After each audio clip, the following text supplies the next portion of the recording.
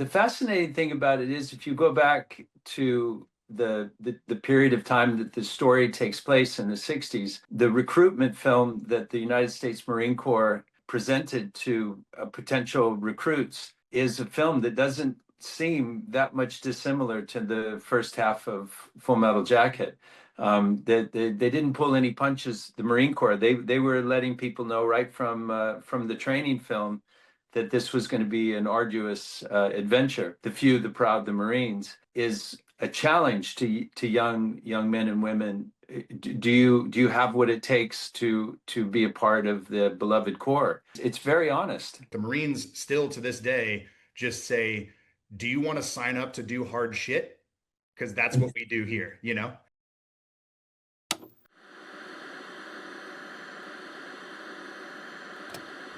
Is that much of it? That's not much of a change for you, right? My name is Kerry Kite. I used to load bombs in the Air Force, and now I'm a writer, a filmmaker, and an entrepreneur. Through using the post 9/11 GI Bill to go to college, working hourly jobs to pay the bills, and freelancing my way into a career, I've studied what it takes to successfully transition from service to civilian, and that study has become a conversation. On this podcast, I speak to other veterans, successful artists, and entrepreneurs about their transition, what they did well, where they failed, what they learned, and most importantly, how they applied their skills. Episode 166 features renowned actor Matthew Modine, probably most famous for his role as Private Joker in Stanley Kubrick's Full Metal Jacket. Welcome. This is Veteran Made. Our merch store is live at store.veteranmadeproductions.com. Grab hats, t-shirts, and hoodies in both performance and tri-blend cotton fabrics. Use code VM-5OFF for 5% off your purchase. Veteran Made is also sponsored by GoPills, a military-grade nootropic that contributes to brain health over time. Use code VM15 at checkout for 15% off. I get my collagen protein from Bubs Naturals, where you can use code VETERANMADE, all one word, at checkout for 20% off your order. We're also proud to partner with True Made Foods, which makes condiments free from added sugar and sweetened with real foods. Use code VET at checkout for 15% off. We love socks in this house. I get my wife new socks every Christmas. More importantly, we love American-grown and made socks. Use code VETERANMADE15 at rucksocks.com for 15% off. And lastly, I end my day with Rack Out from Bravo Actual to maintain quality sleep, resulting in a well-rested body and mind. Use code VETERANMADE with a space between the words at checkout for 15% off your order. Enjoy the episode. All right, we live? You can hear me? I can hear you. All right, great. Well, good afternoon from the great state of Ohio for me, and good afternoon from the great state of California, my original home state. Matthew Modine, welcome to Veteran Made. Thank you. I appreciate you inviting me on your show. Absolutely. Yeah, we're excited to have you here in Columbus, Ohio soon for the exhibition here at the National Veterans Memorial and Museum. So thanks to those guys for setting this up. I've just got to say, it's funny. I was telling you earlier, my wife and I watched Full Metal Jacket last night. It's probably it's been a while for me. I've been out of the military for almost 20 years, or just went into the 20 years ago is when I went in. I watched it in high school, and then I watched it again in film school when I was out of the Air Force, and then just watched it again last night, probably for the first time in 15 years. And still a great movie, still tough to watch, but just absolutely unbelievable. I'm happy to hear you say it's tough to watch because it's tough for me to watch, but I'm curious why it's tough for you. Well, I mean, it's interesting because I turned to my wife, right, and she's my business partner and fellow filmmaker as well. And the opening scenes of you guys getting your haircut, it's so visceral because it just took me. I wasn't a Marine, I was in the Air Force, but we still have the same experience where one of the first things you do when you show up for boot camp is get your head shaved, and it is just such a visceral opening, to a movie at this point that a lot of folks have seen and that we have a collective memory of, and we remember the violence and the war. And all of that, but just to open on that is such a visceral personal experience. I think for me and probably other veterans who've been through that, car wash, so to speak, where you just go sit down in the barbershop. And then the whole thing just like it unfolds like a poem, and it's just the structure. And obviously we'll talk more, and I want to hear about what it was like to work with Stanley Kubrick, but the whole thing unfolds very poetically, and it just hits you with scene after scene after scene and the structure is one of, okay, now you're just experiencing this, and then you don't even really get a break. You're experiencing the next thing, and it unfolds the way that a recruit's experience would unfold, and it just gets steadily and steadily and steadily more and more intense, and it you just don't get a break. And I think that's which I love, but that's also what makes it tough. Yeah, it's unrelenting. Yeah. The fascinating thing about it is if you go back to the period of time that the story takes place in the 60s, the recruitment film that the United States Marine Corps presented to potential recruits is a film that doesn't seem that much dissimilar to the first half of Full Metal Jacket. They didn't pull any punches. The Marine Corps they were letting people know right from the training film that this was going to be an arduous adventure. And I think that the language that they choose, that they continue to use in advertisements today, the few, the proud, the Marines, is uh, a challenge to young men and women. Do you have what it takes to be a part of the beloved Corps? And um, I think that kind of honesty of what they're presenting and what they're offering you, the opportunity to become a part of, is it's very honest. It's not pretending to be a fun adventure. It's No, yeah, yeah, you're exactly right, and you touched on it. They're still doing it today. The Marine Corps is, and I'm a working filmmaker and work, primarily in advertising on the production company side. So work a lot with agencies and, get RFP'd and bid out quite a bit to work on, some of the other branches commercial campaigns and different things like that. And in the veteran community, I've got a lot of Marine friends and a lot of Marines who've been on the podcast before. It's been a conversation over the course of the last 4 or 5 years about how the advertising for the other branches has shifted away from the core, pun intended, of what you're supposed to be doing when you join the military, and gear more towards the benefits that you get. Now, again, it's tremendous that we get those benefits. Those benefits should be a part of the package, and it's great to know about those things. But the Marines still to this day just say, do you want to sign up to do hard shit? Because that's what we do here, yeah. I have to say, I've seen the film dozens of times with different audiences around the world, and to Arlie Ermey's, uh, I don't know what the word I want is, to his, I don't know what the word is. To I, his credit. to his credit, is that having seen the film so many times, when Arlie Ermey gets shot and killed in the latrine, um, there's nobody in the audience has ever been happy. Nobody's ever cheered. Nobody, because somehow intuitively they understood that all that man was doing was trying to teach these young men how to survive in a combat situation, how to work together as a team. And that's to his credit, is to that nobody feels that. And because that's a hard job to do. We spend our whole lives being taught to respect one another, to not cause harm, to not kill other people.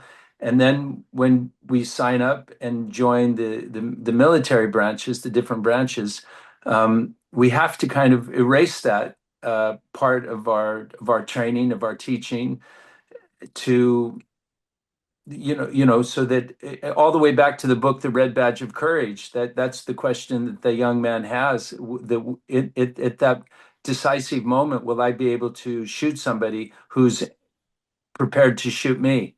That decisive, horrible decision that we have to make, to kill or be killed.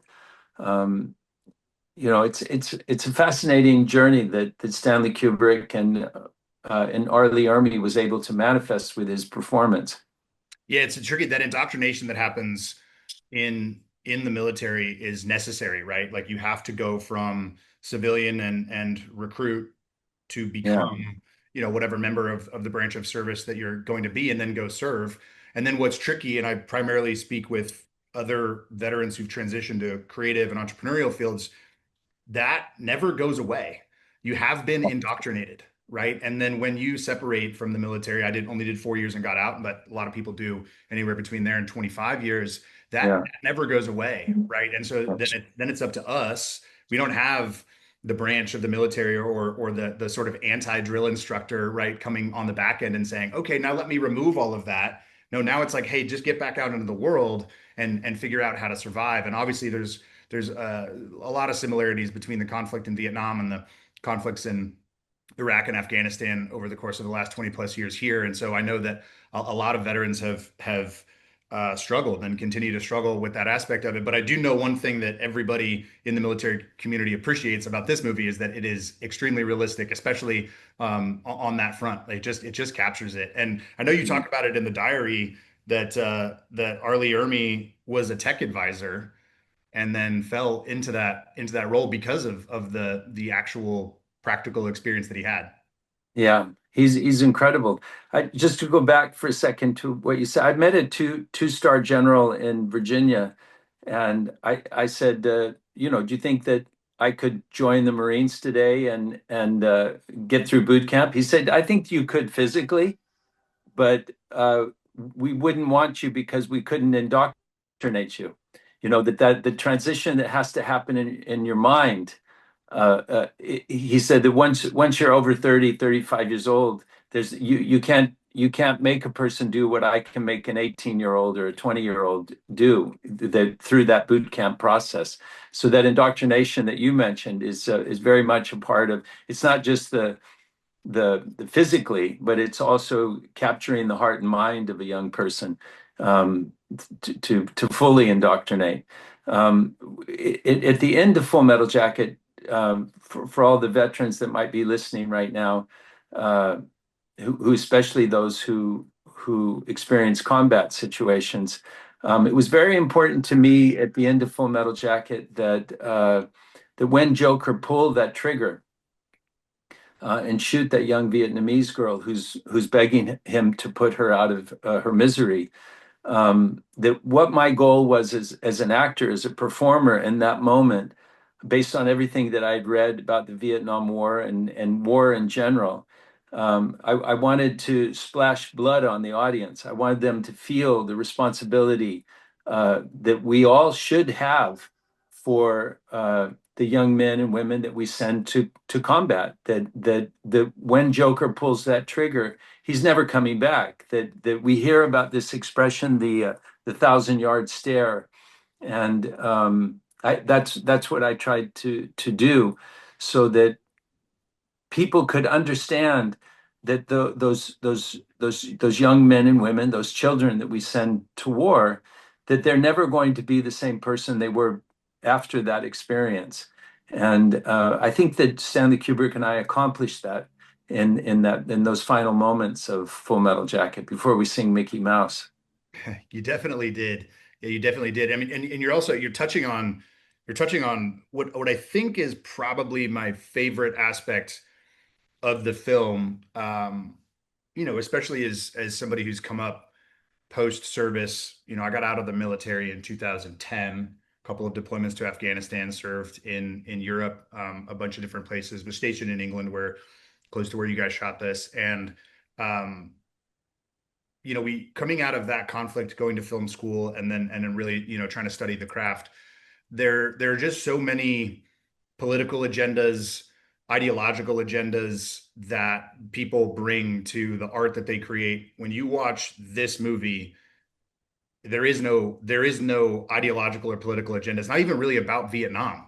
It's about war, and it's Yes. about the transition from somebody who hasn't experienced it to somebody who has experienced it and executed it, to its fullest degree, so to speak, with that final death. What in your conversations with Stanley Kubrick on set, did that ever come up as an option? Were you guys even thinking about it through the lens of, this could be political, this should be political, this should or could be ideological, or was it always just that pure as it feels and seems in the edit?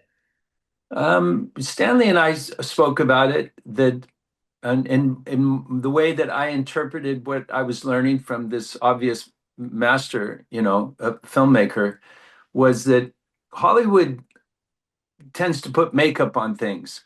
That when you look in the mirror in Hollywood, you don't see things as they are. You see them as you hope they could be. In a kind of magical through a filter and with lipstick and eye makeup and to that everything should have a happy ending. The guy should get the girl or the girl should get the guy. That right should triumph over evil. That that things should have a happy ending. And Stanley Kubrick, throughout all of his films, whether it's the sardonic humor of Doctor Strangelove or Paths of Glory, or even 2001: A Space Odyssey, that in 2001: A Space Odyssey, early man discovers a bone and uses that bone to kill another early man. And then the bone gets thrown into the air, and I consider it one of the greatest edits in the history of film, that the bone becomes a spaceship floating through space. And what he was illustrating was the brevity of time, that we humans have only been on this earth for, I don't know, 4 million years or something like that. It's incredibly, when you think in geological time or astronomical time, we're here, but we're like a mayfly. We're just here for a brief moment. And in this brief moment, we still haven't found a way to solve our problems, our differences, except through violence. And should we continue down this path, like the actor writing the atomic bomb down at the end of Dr. Strangelove, that's the path that we're on. We're going to destroy the world. We're just going to continue to eat and pollute and use violence to solve our differences, and that can't come to a peaceful end. So what Stanley was doing when I mentioned the mirror is that he's putting a harsh light on who we are as human beings, and saying, look, this is who we are, with all our bumps and pimples and flaws, deformities, and this is who we are. And if we can't find a way to peacefully negotiate, instead of saying I'm right, you're wrong, I'm smart, you're stupid, that there's no end to the violence.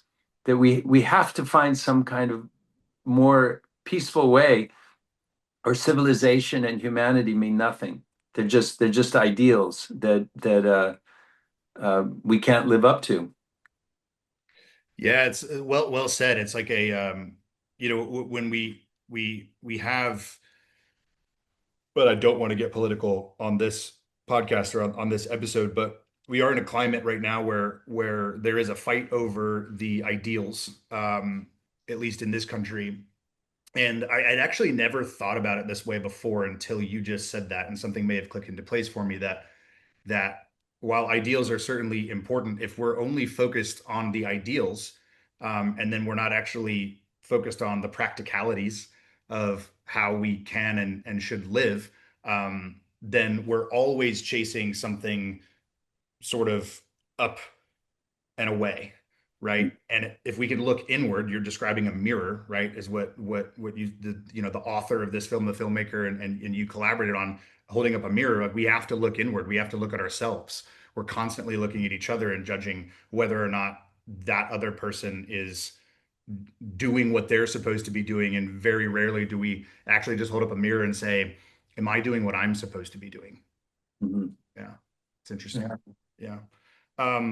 So for those listening, you're gonna be here in Columbus, and you've taken this exhibition around to other museums around the country. You also, I have the iPad app up in front of me, the Full Metal Jacket Diary. So could you just describe a little bit of the genesis of you pulling this story together, this kind of memoir, journal, diary, photographic essay together? What was the genesis of it? What made you want to do it? Well, in the beginning, a friend of mine who was a photographer gave me a medium format Rolleiflex camera. It's a kind of incredible box with a 2¼ by 2¼ inch negative. And he said that if because of Stanley Kubrick's background as a photographer before he became a filmmaker, he said that if you teach yourself how to use this camera, might be a great way to break the ice with Kubrick and start a conversation and become friends with him, learn about photography. So I taught myself to use the medium format Rolleiflex camera, and I brought it to London, and I was always kind of presenting it to Stanley without ever talking about it, just kind of putting it on the tabletop if we were rehearsing or something. And finally, he said to me one day, he said, "What are you doing with that old piece of junk camera?" I said, "What are you talking about, man? This is a Rolleiflex." He goes, "I know what it is." He goes, "If you're going to take pictures on my set, this is the camera you should get." And there was a brand new Minolta autofocus camera, and he told me all the lenses I should get. And I couldn't afford the camera at all, but I used every penny I had to buy the Minolta, because the important thing that he said was that if you're going to take pictures on my set, that was unheard of on a Kubrick film, to allow somebody to document the experience of making the film. And because I was playing a journalist, I thought it'd be good to keep a diary. So you see in my pocket a lot of times this diary that while I was sitting on the set waiting for things to happen, I would just keep a record of what was going on the set. And I had a personal diary that I was keeping because my wife was pregnant, my son was going to be born. My father had a heart attack. My manager died. Chernobyl happened. There was just a lot of stuff going on. And so I was just kind of keeping a diary about everything that was going on in the world and what was going on in my world on set with Stanley Kubrick. And so the photographs I thought were really incredible. I was really impressed with my photography on the film, and I always thought it'd be great to do something with it.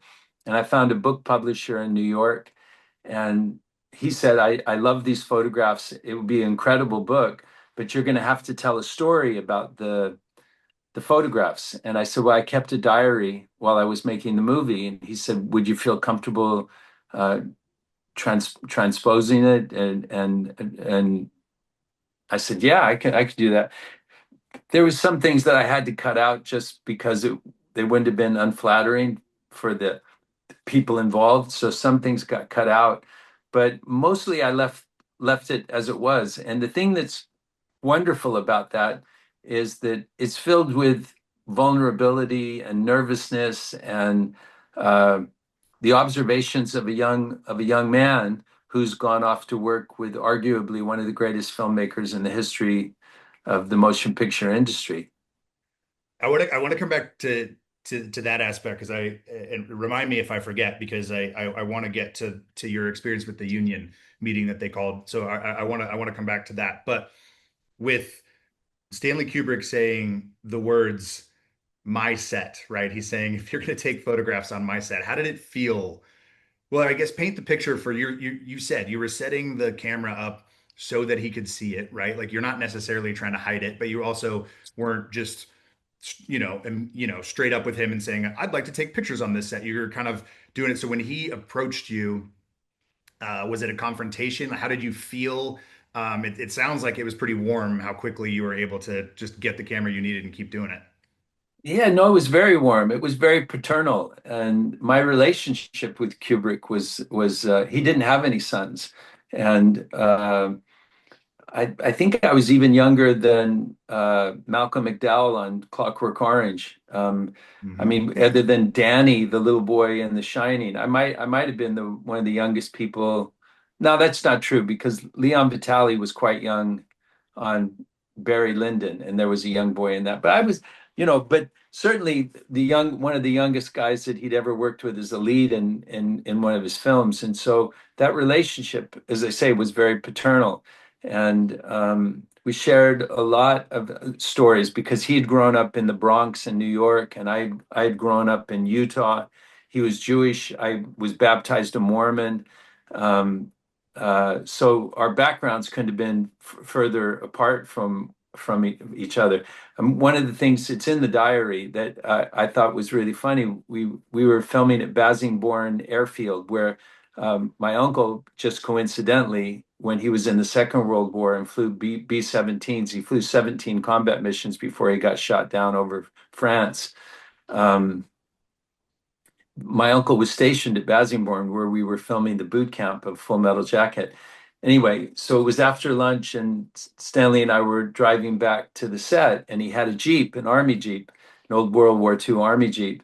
And he, on the runway, he started doing these giant circles and not talking, it was just giant circles. And then he said, it must have been great to be a cowboy back in Utah, riding around, chasing cows.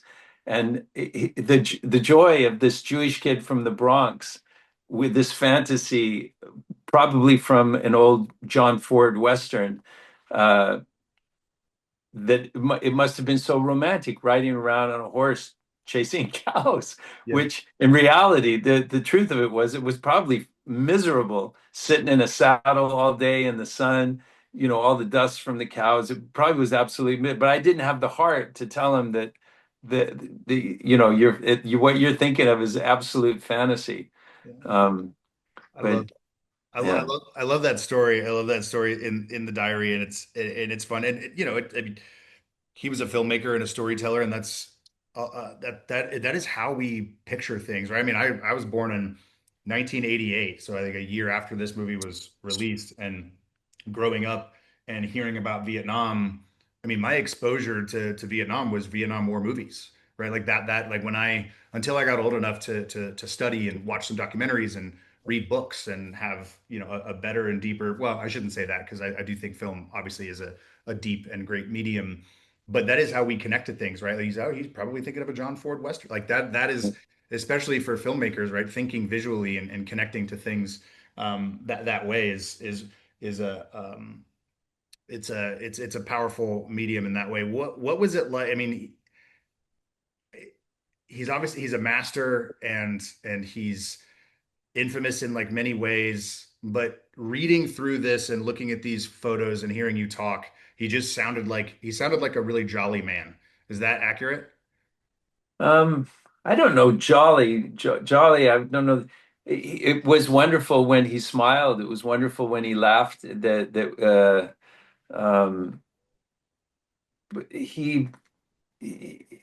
but he was a deep thinker, Yeah. and the wonderful thing was that he could have a conversation with anybody at sort of any level.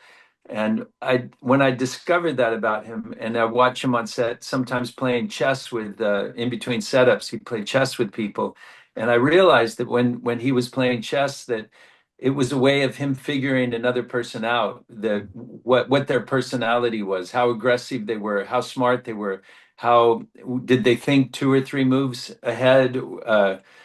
He could learn more about a person playing chess with them for a half an hour than a psychiatrist might learn with 6 months spending with somebody on the couch. When I realized that, I absolutely would not play chess with him because I didn't want him inside my head trying to figure me out.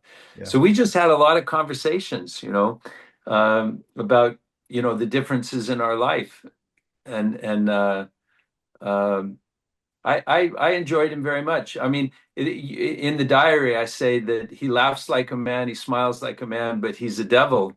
Um, I don't really believe that he was a devil, but he was devilish, Sure. and he knew how to manipulate people.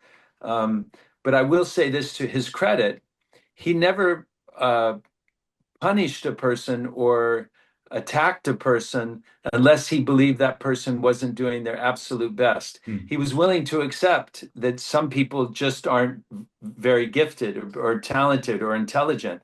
That intelligence is something that we gather, we collect along our lives, and some people don't have that much of it. They don't have that much worldly experience. And he wasn't cruel to them, and he didn't attack them because of that, the level of their intelligence and experience in life.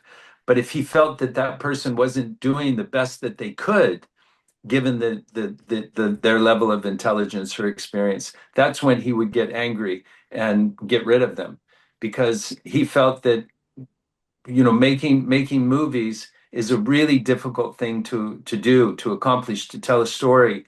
And if he didn't feel that crew member or that actor wasn't giving their all, he would get rid of them or replace them. How early on set did you notice that, and did it affect the way that you approached the role?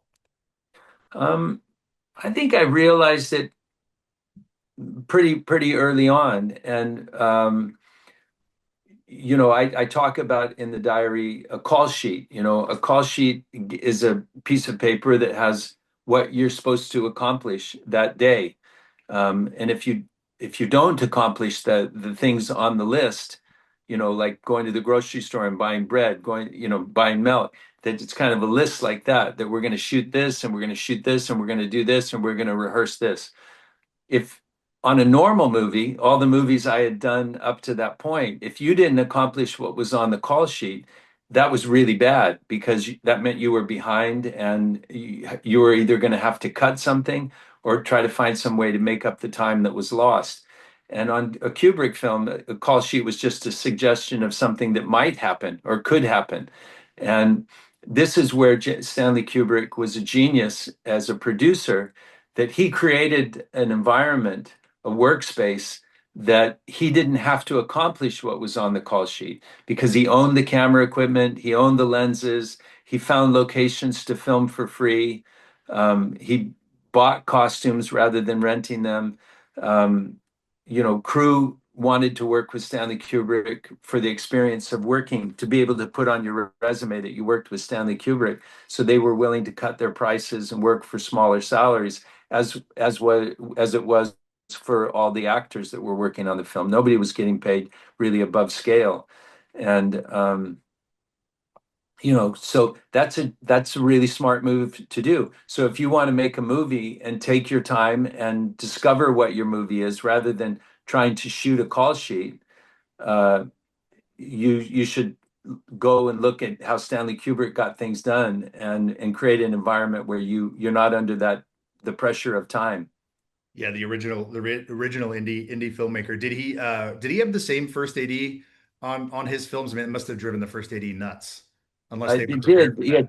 Terry Needham was I guess The Shining was the film he did before Full Metal Jacket, and Terry was the second AD on Full Okay. Metal on Shining. He was the first AD on Full Metal Jacket. I don't think Terry worked with him again on Eyes Wide Shut. I don't know a lot of the crew members that worked on Eyes Wide Shut. Yeah, interesting. Um, yeah, it's The funny to person the hear. person who was with Stanley from the time of Barry Lyndon was Leon Vitali, and Leon and I remained friends until he passed. And for those people that are interested in filmmaking and behind the scenes working with Stanley Kubrick, I would recommend the documentary Film Worker. Hmm. And it's a documentary about Leon Vitali. And I say without exaggeration, in those later years from Barry Lyndon onward, Stanley was standing on Leon's shoulders, Hmm. because there wasn't an aspect of filmmaking that Leon Vitali didn't understand. And there wasn't anything that was too big or too small or too complicated that Leon couldn't accomplish for Stanley Kubrick. He did everything. Interesting. I came up in the industry as a first AD, so as you were talking about that, and as I was reading the call sheet section of the diary, it was giving me anxiety just thinking about the idea that we're not going to make the day, and we're going to have to figure out how to make it up or cut something in post. So as you were progressing on set and taking these photos, you talked about the camera that you brought with you, and then the camera that Stanley Kubrick and you talked about, in terms of your capture. Obviously, this is what your character does as well, in the film as well, not taking pictures so much, but you're playing a combat correspondent, and then you're doing that on set. Did it help you inhabit the character? Did it help you think about the script differently? Did it help you think about things differently? How much and how much time kind of were you devoting to this, and how much fun did you have? Like as you progressed on set, what was it like to keep taking these photos and honing that craft? Um, Well, I love that camera because everything's kind of upside down and backwards. It's not really upside down and backwards, but it is. And I have a learning differences. So looking through the lens of through the top of a Rolleiflex camera is quite different than putting a camera to your face. Um, the world just kind of you drop into a different space, and it's just beautiful because the negative square and it's a large form, medium format feels like large compared to 35 millimeter. But the other thing that happens when you put your head down to look to find your frame, find your focus, and then look up at the subject that you're taking a picture of, the people behave differently in front of a Rolleiflex camera. And it probably to the nature because you're putting a 35 millimeter camera in front of your face. So you're literally blocking yourself from the person that you're taking the picture of. And so people behave differently in front of this camera as they do from the Rolleiflex. The Rolleiflex, very serious looking and architectural and beautiful, and two lenses. I mean, it's kind of a magical thing. So I think that's one of the great things about that camera. Besides the lenses that were on that camera got stolen from me in London during another film that I was doing. Somebody broke the window and stole my camera bag with my passport and my per diem, and so I lost that camera. I bought two Rolleiflexes since then, but because that glass is polished by hand, the lens that was on the one that I took on Full Metal Jacket uh, was magic. It was magic glass, and I love the two Rolleiflexes I have that I tried to replace it with, but they're not as magical as the one that I had on Full Metal Jacket. Um, I forgot what your No, I question was was. gonna say, so you were describing how different it is versus, holding a, holding a camera in front of your face versus Yeah, more intimate experience for your subjects, right? yeah, And yeah, for you. yeah. And so that I think that's kind of the magic of the photographs, and um yeah. Is this something you've continued to do on other sets? I have, but as I say, Stanley created an environment where there was time, there was space. Yeah. And most of the time when you're working on film today, especially today, there is no time. There's hardly any lights. Things are done really quickly, and it feels like the camera is something where on Full Metal Jacket it was part of who I was and part of Mm. the experience of making the film. Today, having a camera on the set feels intrusive, and it rather than focusing on the work that I'm supposed to be doing as an actor, as a character in the film, it feels, as I say, intrusive. It doesn't feel like there's space for it. Why do you think that is? I mean, is it because of the time that Stanley Kubrick created on his sets, and was it more opportunity to play and find things? Like, why do you think I that think is? it's a part of it is film, that when you shoot film, that there's a different process that goes on of setting lights up, of finding the frame and then capturing something on film. That today when you're on set, for instance, I'm leaving in a couple weeks to go to Iceland to make a movie in 14 days. you Jeez. know uh I mean, it's 14 days. I'm hoping that it's 14. It might be 12. And it's just impossible to do something that fast and not be completely focused on what your job is on set. And Yeah. because it's digital photography, there's less lights. There's just that the time that takes to set up a shot is much shorter than when you were doing something with a 35 millimeter camera. Everything just moves faster today. The one of the things that, because I started in film and then started working in digital photography, one of the things that crept into that was the idea that it's just digital. It's Mhm. just, and you started hearing people say things like, "It's good enough." Stanley Kubrick those words would have never passed from his mouth. It's good enough. He would never stop until he knew something was what he was looking for, that it was as best as possible. It's good enough. Slipping into the film and television is not a good thing. It's not something Christopher Nolan would ever say.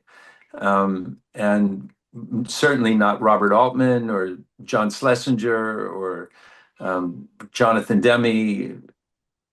Any number of the film directors that I worked with would never say it's good enough. You would not stop until you got what you came to get, and it's good enough is part of the vernacular on a set today. Yeah, I mean, I'm glad you went there because I wanted to ask about what it's been like to work in the industry over, multiple decades. And w- how has it affected your approach and your work as an actor, or do you try to retain the old ways, so to speak, on these sets? Obviously, you're working with Christopher Nolan, and it's not going to be that way. So does that like a feeling of respite when you're on a set like his versus on another set? Yeah, because I got trained in film and then trained by people like those directors that I just mentioned. That a director's job is not to tell the actor how to play the role. That's your job. You get hired because if I make you a musician and say that you're the cellist and I'm the percussionist, it's we got hired to be in part of this orchestra because you know how to play the violin and I know how to play percussion. It's so the conductor doesn't tell you how to play the violin or me how to play you got hired because you do that well. So you learn the music. In the case of an actor, he goes home and he learns the words. He learns the reason why those things, he interprets them. He has a feeling for the music of those words, and he brings that to the set and plays his part. And so if you're waiting for a director, or in the case of the orchestra metaphor, for the conductor to tell you how to play your part, you're in the wrong game, because it's your responsibility to know those notes, to know those words, and to sing it or perform it the best that you can. So the conductor or the director at that point, when you're on a film set, you're all you're doing is saying a little bit softer now, a little bit louder, and to really, when you see them conducting and they're saying, now. And so film directors are kind of like that Stanley Kubrick, all those directors that I mentioned, even Nolan, um, they're not there to tell you how to play the part or interpret the role. They hire you because they expect you to do that. And so that would be the mistake that some young filmmakers might make, is that they think that they have to do everything. And it's not the case. That you hire the best costume designer to interpret the characters through their costumes. That's a big thing about, like, how does the person dress? What does the production look like? Is the room, what color is the room? What is the temperature of the room? How much light is in the room? With your director of photography, that the director's just kind of there to hire the best people, the best artists to surround himself or herself with, and then be a conductor, Yeah. you know. Yeah, I love that. I love the Back to the Diary, that conversation that you and Stanley Kubrick had, where I believe it was maybe the first day on set that you were going to be maybe speaking. I'm not sure exactly in which order you guys shot things, but it was the scene um, where you're getting sent, where Joker's getting sent off, and he pulled you aside and had a conversation about, hey, what do you think this scene is about? You told him what you thought the scene was about, and then he said, okay, what you're going up at the end of your sentences, and Oh yeah. you had a conversation about something, but he wasn't telling you what to do. He was leading with questions. He was asking you questions to see if you could get there, and I would imagine to see if you guys could arrive at something together. Yeah, it's a scene that's not in the film. It was with the Tony Spiridakis, Yeah. and I think at that moment Stanley was still searching for the tone of his movie. And again, just to reiterate, he created an environment where he could experiment Yeah. and say, is this film kind of like MASH, the Robert Altman movie? Is it kind of like Doctor Strangelove? Is it kind of like Catch 22? what is the tone of the movie? So that first scene that we shot was kind of Catch-22, kind of Doctor Strangelove, um, a little bit of MASH, Robert Altman's movie Yeah. that the television show is based on. So he was trying to find it, and the lines were that this guy is going to make me into a sergeant, and I was a private joker, and I didn't want that because my feeling was, as an actor, my choice was I don't want to be a sergeant because the last sergeant I knew got shot in the chest and killed in a toilet, you know. I don't want that he's probably still suffering a little bit of post-traumatic stress with the guy putting an M14 in his mouth and blowing his brains out all over the bathroom. He just wants to get through, his responsibility as a combat correspondent without getting killed or having to maybe shoot anybody. Just let me do my job. And that's what my dialogue was. I say, Captain January, I do my job. I still remember the fucking lines to this scene. Captain January, I do my job. My stories are paper bullets fired into the fat black heart of communism. Let me do it as a corporal, you know? And I guess I was a corporal at that point because that was the line. Still off book after all these years. I love it. Yeah. So but Stanley says you're going up at the end of the line. Maybe it was because I grew up in San Diego. I told you I was in Utah, but I went to high school in San Diego, and I was a little bit of a surfer dude. Yeah. And like everybody in California kind of goes up at the end of their sentences. Captain January, I do my job. Yeah. And that sing-songy, it's probably influenced by the Mexican culture, Mexican language. My sister talks like she's what they call a Tijuanero. Yeah. She's from Tijuana. She goes, "Hey, what are you doing? Why are you doing that? Come on, let's go. Let's go to the beach." Yeah. And so maybe some of that slipped in of a little bit of the Mexican culture that I grew up with in Imperial Beach, California. I don't know. But Stanley didn't like it. And so I asked him to do it. And he was really emphatic when he was going, Captain January, I do my job. My stories are paper bullets fired into the fat black heart of communism. So by going down at the end of each sentence, it sounds like Joker's really telling Captain January, don't fuck with me. Don't make me do things that I don't want to do. And as I say in the diary, I said I felt like a drunk Lee Marvin. Yeah. Yeah, it just felt silly. It felt really fake. It felt really like the worst performance I'd ever given in my career. And but as I say, the scene's not in the film because that wasn't the movie Stanley realized he was making. Yeah. Right. Yeah. He was, trying things, right. And playing, Yeah. trying to figure it out. Cause that writing process, we were just talking about this the other day with something we're in post-production on right now. It's like the writing, you write the screenplay, then you write it on set, and then you write it in the edit, right? Like it's that Yeah. 3-part process. It doesn't end until you're sitting in a theater and watching it. I want to be respectful of your time. I really appreciate it. What has it been like for you to take this exhibition around? You're coming to Columbus. It's in Columbus right now for those that are local and will be for a couple of months. You'll be here for Veterans Day. What's it been like to take this exhibition to some of these museums and show the work in that platform on that platform? Well, it's I think incredibly rare to be a part of anything, let alone a film, that's still part of the conversation 41 years, I think 41 years after the fact.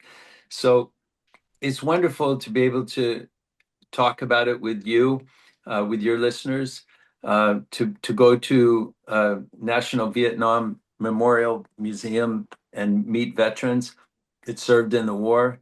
I have family that served. I have 3 brothers and my sister were all in the Navy during the time of the Vietnam War. My oldest brother, Mark, was a swift boat guy, taking Marines up the river like in Apocalypse Now. My uncle, as I've mentioned before, flew 17 combat missions in a B-17, which later on, after Full Metal Jacket, I would make a movie called Memphis Belle. And I wore my uncle's dress uniform in the film, and made a movie about something that a family member had done. Um, my father was in the Merchant Marine. He got injured uh, fighting, shooting Japanese airplanes out of the sky. Um, so it's. I wish that we didn't have to have military. I wish we didn't have to solve our problems through combat with another person. But what we all know is that there are bad people in the world, so I'm grateful to everybody who puts on the uniform and serves our country, to protect the rights and the freedoms that we enjoy here at home. So uh, yeah, Yeah, that's great. it's just wonderful to be able to share these photographs and meet those people and have a conversation with them, hear their stories. Yeah, I mean, listen, it's one of the best movies ever. It's one of the most appreciated and celebrated movies in our community. Over the course of multiple generations, over the course of multiple conflicts and wars, served in, still gets talked about as texting Marine buddies. Well, Last I night, think it's because of what early on you said, because Stanley Kubrick made a movie about war. yeah, It just happened to be the Vietnam War, yeah. but it's more about the situation rather than the circumstance. Yeah, yeah, I think that's right. Yeah, I think that's right. Yeah, it's incredible. Love it. Also love so many of your other movies. Big, I watched Cutthroat Island so many times as a kid. Yeah, And as my kids are getting a little bit older, my brother and I were talking about it. My nephew's a little bit getting older, old enough to watch some of these movies. We're going to take him to see the new Predator movie this weekend. I was like, we got to show him Cutthroat Island, man. We got to like yeah, watch all these old movies. I'm yeah. a big Batman guy. I love The Dark Knight Rises. We watched it. It's funny how Cutthroat Island got kicked in the teeth when it came out. It's one of Quentin Tarantino's favorite Oh man, movies. I'm here in Los Angeles right now because it came out for the premiere of season 5 of Stranger Things, and it's the Duffer Brothers said when they were kids that was the movie they watched over and over and over again, and they want to make a pirate movie, and they told me they want to give me an opportunity for vengeance. I hope. I hope you guys all do. We watched The Better Sister a few months ago. You crushed it in that. Like, so Oh, just thank you. I really, yeah, just I really appreciate you and your time and your work across all these movies and genres, and obviously appreciate the opportunity to talk to you about this. Looking forward to seeing you in a few days. I'll be down at the museum for the event, so stop by and say hello. Matthew, to end each episode of the podcast, I ask an open-ended question. Primarily, I interview other veterans, so you can feel free to answer this question however you would like. But I end each episode by asking what's on your heart and your mind for our community right now. Could be a piece of advice, something you want to get off your chest, or something you want to reiterate that we've talked about today. What do you mean, our community?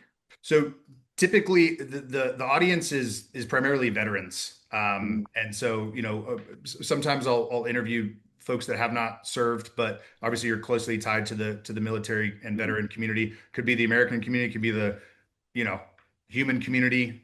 Just what's on your heart and your mind for us right now. Um, well, I wish that the civilians had a better understanding and appreciation for our service members, people, particularly those who served in combat situations, to know how important it is to take care of them and support them, give them space to come home and readjust. In the old days, my brother Mark, who, as I mentioned, was in the Navy and was on a swift boat, it took them time to get home, and that time gave them time to kind of flush out their headgear and get readjusted to rotating back home, whether that was to stop in the Philippines or on the boat ride home gave them time to get drunk and kind of readjust to coming home. So you could have a service member serving in the Middle East and be on a plane and be home within a few hours. And that's a terrible, difficult adjustment to go from being in a combat environment to being in, a grocery store at a mall. Um, And I just wish that our country and the civilians in our country had a greater appreciation and understanding of the difficulty of that rotation home, and that there was some kind of program that was set up to help with that adjustment. Yeah, well said.